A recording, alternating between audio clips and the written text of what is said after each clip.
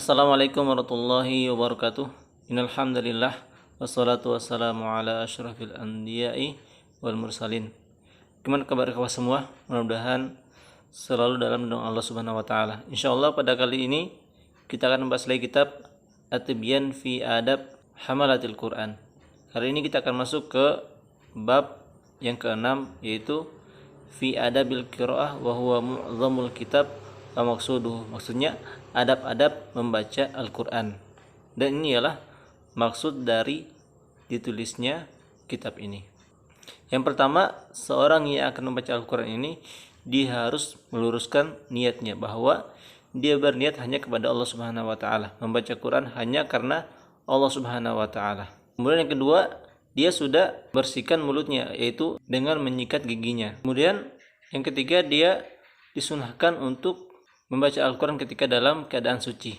Kemudian seandainya kalau dia tidak mendapatkan air untuk bersuci, maka dia disunahkan untuk bertayamum sebelum membaca Al-Quran. Kemudian disunahkan juga membaca Al-Quran di tempat-tempat yang suci dan tempat-tempat yang bersih. Selanjutnya disunahkan juga untuk menghadap kiblat, sesuai dengan hadis yang diriwayatkan oleh At-Tabari bahwa Rasulullah bersabda, khairul majalisi mastuqbila bihi al-qiblah.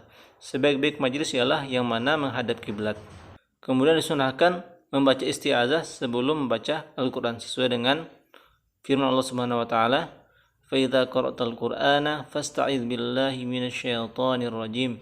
Yang artinya, jika kalian hendak ingin membaca Al-Quran, maka berlindunglah kepada Allah Subhanahu wa taala dari syaitan yang terkutuk. Kemudian disunahkan juga membaca bismillahirrahmanirrahim di awal-awal surat kecuali surah Bara'ah.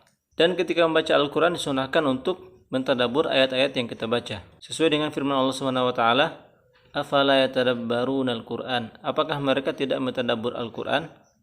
Dan juga firman Allah Subhanahu wa taala, kitabun anzalnahu ilaika mubarakun liyadabbaru ayatihi wa liyatadzakkar ulul albab, yang artinya kitab Al-Quran yang kami turunkan kepadamu wahai Muhammad. Al-Quran itu membawa berkah untuk ditadabbur ayat-ayatnya dan agar orang yang berakal mengingatnya.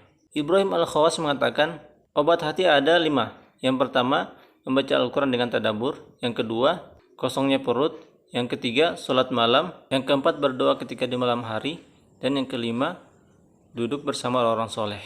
Kemudian setelahnya disunahkan ketika membaca Al-Quran ialah mengulangi ayat-ayat untuk mentadabbur ayat itu, sebagaimana dengan hadis yang diriwayatkan oleh Abi Dzar radhiyallahu anhu. Dia berkata bahwa Rasulullah SAW sholat kemudian membaca ayat in tu'adzibuhum fa innahum ibaduk sampai datangnya waktu pagi. Kemudian disunahkan juga menangis ketika membaca Al-Quran, sebagaimana dengan firman Allah Subhanahu wa taala, wa yakhrunul azqani yabkun wa yaziduhum khusyu'a, yaitu mereka sujud kepada Allah Subhanahu wa taala dengan menangis, kemudian mereka menambah kekhusyuan. Dan juga sabda Nabi sallallahu alaihi wasallam, iqra'ul qur'ana wa buku fa illam tabku fatabakau, yang artinya bacalah Al-Quran dan menangislah. Seandainya kalau tidak bisa menangis, maka usahakan menangis.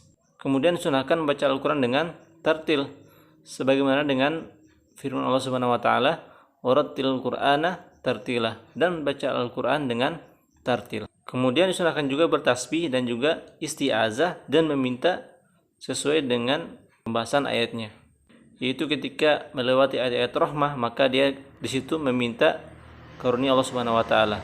Namun ketika melewati ayat-ayat azab, maka dia berlindung kepada Allah Subhanahu wa taala dari azab dengan mengatakan Allahumma inni as'alukal afiyah atau as'alukal afiyah min kulli makruhin. Kemudian ketika dia melewati ayat-ayat tanzih, maka dia membaca subhanallah wa ta'ala atau subhanahu wa ta'ala. Kemudian disunahkan juga memuliakan Al-Quran ketika membaca Al-Quran, yaitu dengan menjauhi tertawa atau berbicara dengan orang lain ketika membaca Al-Quran, karena Allah SWT berfirman, wa idza quri'al Qur'anu fastami'u lahu wa ansitu, ketika dibacakan Al-Quran maka dengarkanlah Al-Quran itu dan diamlah. Kemudian jangan sampai kita melihat yang diharamkan ketika membaca Al-Quran. Selanjutnya disunahkan juga membaca Al-Quran dengan bahasa Arab. Dan disunahkan juga membaca Al-Quran sesuai dengan qiraah al-mutawatirah, bukan qiraah syadzah. Kemudian disunahkan juga membaca Al-Quran sesuai dengan tartib mushaf, yaitu dimulai dengan surah Al-Fatihah, kemudian surah Al-Baqarah, kemudian surah Al-Imran, kemudian surah An-Nisa, dan seterusnya. Dan disunahkan juga membaca Al-Quran dengan mushaf, itu lebih afdal daripada kita membaca Al-Quran tanpa mushaf. Dan disunahkan juga membaca Al-Quran dengan secara berjamaah, secara bersama-sama, sesuai dengan sabda Nabi SAW, ma min qaumin yazkurunallaha ta'ala illa haffat alaihimul malaika wa ghasyiyatuhumur rahmah wa nazalat alaihimus sakinah wa dzakarahumullahu fiman indah. Bahwa tidaklah satu kaum mereka mengingat Allah Subhanahu wa taala secara berjamaah kecuali malaikat melindungi mereka dan rahmat turun kepada mereka dan ketenangan turun kepada mereka, dan Allah Subhanahu wa taala menyebut mereka di hadapan para malaikat.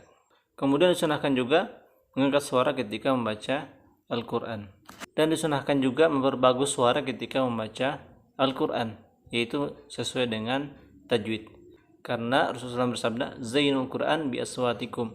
Perindahlah Al-Quran, hiasilah Al-Quran dengan suara-suara kalian. Dan disunahkan juga membaca Al-Quran sesuai dengan maknanya ketika kita berhenti atau kita memulai bacaan. Demikian ikhwah, ada pada membaca Al-Quran. Mudah-mudahan ada manfaatnya. Billahi taufiq wal hidayah. Assalamualaikum warahmatullahi wabarakatuh.